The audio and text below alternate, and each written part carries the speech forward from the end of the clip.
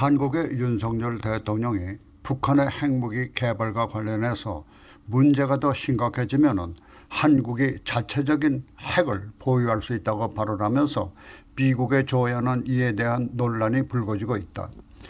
대체적인 의견은 한국의 자체 핵 보유에 반대하는 의견이지만은 일부에서는 북한의 핵 위협이 증대되는 시점에서 한미 간에 한국의 자체 핵 무장을 논의하는 것은 절대적으로 적절하다는 의견을 제시하며 한국의 자체 핵 무장 여부는 한국이 미국의 핵 우산에 대한 신뢰와 동맹국인 한국을 보호하고 공격적인 북한 정권에 대처하기 위해 미국이 엄청난 비용을 기꺼이 부담할 것이라는 점을 한국에 설명해야 한다고 강조하고 있다. 이와 같은 견해는 과연 미국이 북한의 핵 위협에 직면하고 있는 한국을 핵 우산으로 얼마나 대응할 수 있는가라는 것과 핵 우산을 위한 막대한 비용을 동맹국을 위해 기꺼이 부담할 수 있다는 신뢰를 미국이 심어줘야 한다는 것이다.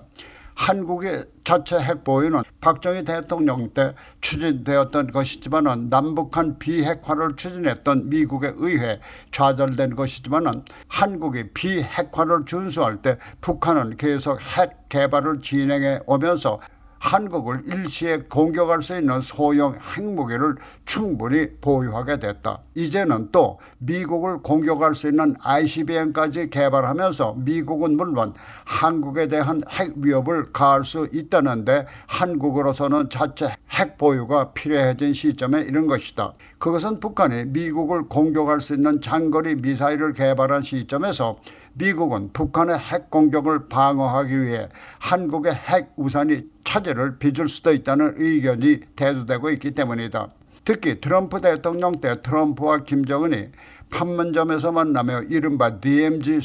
쇼를 할 때 트럼프는 북한이 소형 미사일을 발사한 데 대해 어느 나라도 소형 미사일을 발사한다면서 미국을 위협하는 ICBM의 대처가 더 위험한 것이라며 한국을 향한 북한의 단거리 미사일은 대수롭지 않은 것으로 치부를 했었다. 더욱이 트럼프 대통령 시절 주한미군과 관련해서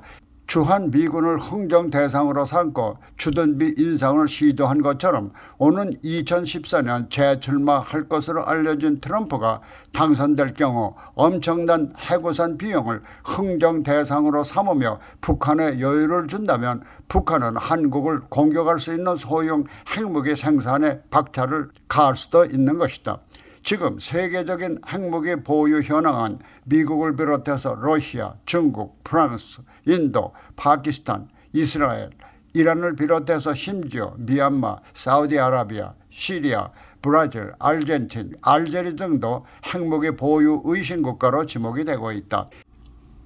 이와 같은 핵무기 보유 의도는 자국이 언제 어느 때라도 적극의 위협으로부터 보호할 수 있는 힘의 균형 때문인 것이다.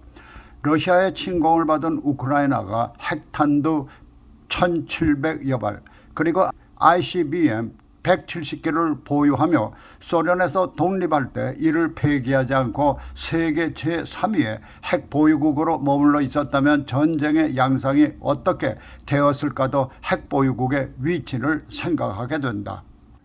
특히 남북 간에는 북한이 실제로 한국을 공격할 수 있는 소형 핵무기를 보유하고 있는 시점에서 한국이 북한의 소형 핵에 즉각적으로 맞설 수 있는 자체 핵무기를 갖지 못하고 미국의 핵 우산처럼 마치 쇠빵살이 신세로 북한의 핵에 대처한다면 항상 북한의 위협에 전전긍긍하며 불안 속에 지내야 할 것이다. 한국의 자체 핵무기 보유는 타국에 대한 선제 공격형이라기보다는 북한과 힘의 균형을 이루면서 북한의 공격이나 위협에 당당히 대처하기 위한 것으로 한국의 자체 핵무기 보유는 남북 간 힘의 균형으로 평화를 유지하기 위한 목적일 뿐이라는 데서 자체 핵무기 보유는 필요한 것이다.